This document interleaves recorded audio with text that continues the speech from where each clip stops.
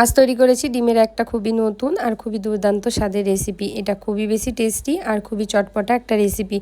যারা ডিম খেতে পছন্দ করে তাদের জন্য কিন্তু একদমই পারফেক্ট একটা রেসিপি। সবার প্রথমে 4টে ডিম এখানে বাটির মধ্যে ফাটিয়ে নিয়েছি। আপনারা পরিমাণটা কম বেশি করে নিতে পারেন। এবার ডিমের মধ্যে দিয়ে দেবো হচ্ছে গোলমরিচের গুঁড়ো হালকা করে। গোলমরিচের গুঁড়োটা দিলে ডিমের একটা আঁশটে গন্ধ থাকে, সেটা কিন্তু খুব সুন্দরভাবে চলে যায়। দিয়ে এটাকে নুন দিয়ে খুব ভালো করে আমাদেরকে ফেটিয়ে নিতে হবে। তো ডিমটাকে সুন্দরভাবে ফেটাতে হবে যাতে কোনো রকম গোটা বা লামস না থাকে। একটু সুন্দর করে ফেটালেই দেখবেন খুব সুন্দরভাবে স্মুথলি ডিমটা ফেটে যায়। ডিম ফাটানো এখানে একদম রেডি হয়ে গেছে, সরাসরি চলে যাব এবারই তরকারিটা তৈরি করার প্রসেসে। এখানে একটা কড়াই নিয়েছি, কড়াইয়ের মধ্যে দিয়ে দিলাম 1 থেকে 2 চামচ মতো সরিষার তেল। আপনারা চাইলে এটা রিফাইন তেল দিয়েও কিন্তু তৈরি করতে পারবেন। তেলটা যখন খুব ভালোভাবে গরম হয়ে যাবে তখন তেলটা কড়াইয়ের গায়ে খুব ভালো করে লাগিয়ে দেবেন। লাগিয়ে দেওয়ার পরে ডিমটাকে কিন্তু আমাদেরকে ঢেলে দিতে হবে।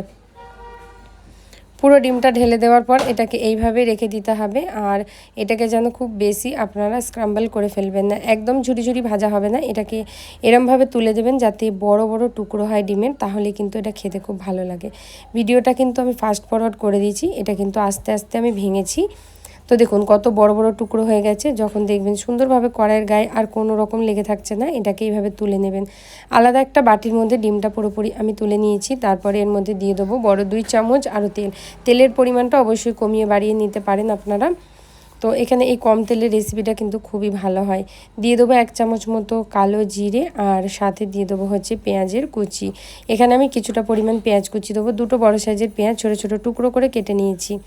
পেঁয়াজটা দিয়ে একটু নাড়াচাড়া করে 1 মিনিট মতোই হাই ফ্লেমে ভাজতে হবে, তার থেকে বেশি কিন্তু এটা ভাজলে চলবে না।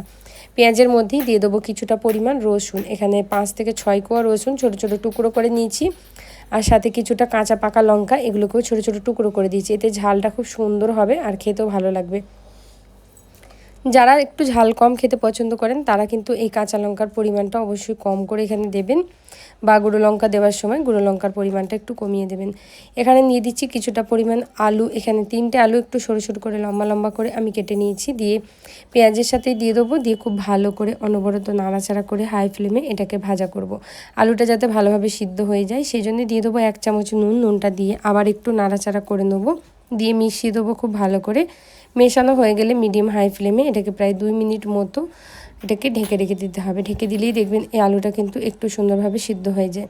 বন্ধুরা, আমার ভিডিও যদি আপনাদের ভালো লেগে থাকে তাহলে অবশ্যই রিকোয়েস্ট থাকলো আমার চ্যানেলটা সাবস্ক্রাইব করা, আর আমার ফেসবুক পেজটা অবশ্যই বন্ধুরা ফলো করে নেবেন এরকম নতুন নতুন আর সুন্দর সুন্দর রেসিপি পাওয়ার জন্যে। তো দেখুন এখানে প্রায় 2 থেকে 3 মিনিট হয়ে গেছে। খুব সুন্দরভাবে কিন্তু আলুটা ভাজা ভাজাও হয়ে এসেছে। আমি মাঝখানে একবার নেড়ে দিয়েছিলাম। আলুটা কিন্তু অনেকটাই সিদ্ধ হয়ে গেছে, পুরো 80% মতো। এবার আমি এর মধ্যে দিয়ে দেবো হচ্ছে কুচনো টমেটোর। এখানে একটা বড় সাইজের টমেটোর আমি এর মধ্যে দিচ্ছি, সাথে একটা ক্যাপসিকামও এখানে দিয়ে দিচ্ছি। এটার কিন্তু ফ্লেভারটা খুবই ভালো হয়। আপনারা কোনো দিন যদি এইভাবে তৈরি না করে থাকেন আলু ডিমের তরকারি, অবশ্যই আমার রিকোয়েস্টটা একবার তৈরি করে দেখবেন। আলু আর টমেটোর আর ক্যাপসিকামটা কিন্তু খুব বেশি আমি গলাবো না, সেজন্য সঙ্গে সঙ্গে এর মধ্যে মশলা ব্যবহার করছি। দিয়ে দিচ্ছি হলুদের গুঁড়ি, জিরে গুঁড়ি, ধনিয়া গুঁড়ি, আর সাথে দেবো কাশ্মীরি লাল লঙ্কার গুঁড়ি। এতে কালার আর ঝাল দুটোই কিন্তু ভালোভাবে হবে।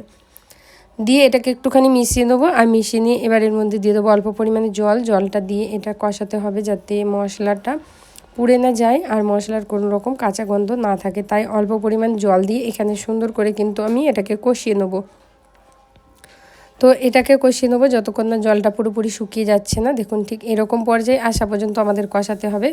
আর কষানো হয়ে গেলে এখানে একটা পেঁয়াজ ঠিক এইভাবে আমি খোলাগুলোকে এইভাবে ছাড়িয়ে ছাড়িয়ে নিয়ে দিয়ে দিচ্ছি। এই পেঁয়াজগুলো মুখে পড়লে কিন্তু খুবই ভালো হয়।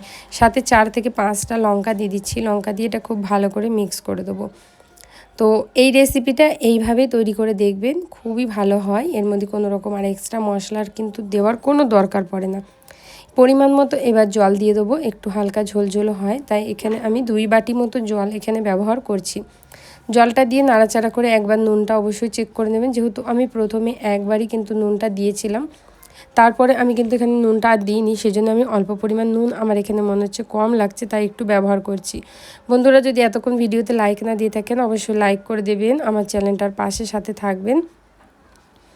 ভালো করে মিশিয়ে দেওয়ার পরে এবার ডিমগুলো এর মধ্যে দিয়ে দেবো। ডিমগুলো আপনারা চাইলে আগেও দিয়ে একটু কষিয়ে নিতে পারেন, কোনো রকম অসুবিধা হয় না। আমি ডিমটা উপর থেকে দিয়ে দিচ্ছি। ডিমটা দিয়ে এবার খুব ভালো করে মিক্স করে দেবো। দিয়ে এটাকে এইভাবে ঢাকা দিয়ে প্রায় লো ফ্লেমে 5 মিনিট মতো রেখে দেবো। 5 মিনিট রেখে দিলে খুব সুন্দরভাবে একটা ফ্লেভার এর মধ্যে ইনহ্যান্স হয়। দেখবেন এইভাবে রেখে দিয়ে পেঁয়াজ আছে, ক্যাপসিকাম আছে, ডিম আছে, সব কিছুর একটা খুব সুন্দরভাবে ফ্লেভার আসে। এটা খুব ভালোভাবে ফুটে এসেছে, প্রায় এখানে 5 মিনিট হয়ে গেছে। আমাদের তরকারিটা অলমোস্ট রেডি হয়ে গেছে। এবার ওপর থেকে দিয়ে দেবো হচ্ছে এখানে ধনিয়া পাতা কুচি অল্প করে, আপনাদের কাছে না থাকলে হালকা করে গরম মশলাও এখানে ছড়িয়ে দেবেন। দিয়ে এটাকে মিক্স করে গরম গরম ভাত, রুটি, তরকারি সব কিছুর সাথে সার্ভ করবেন, দেখবেন খুবই ভালো হয়।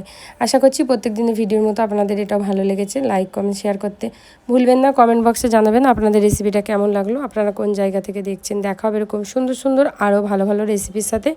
ভালো থাকবেন আর সুস্থ থাকবেন। পুরোটা দেখার জন্য ধন্যবাদ।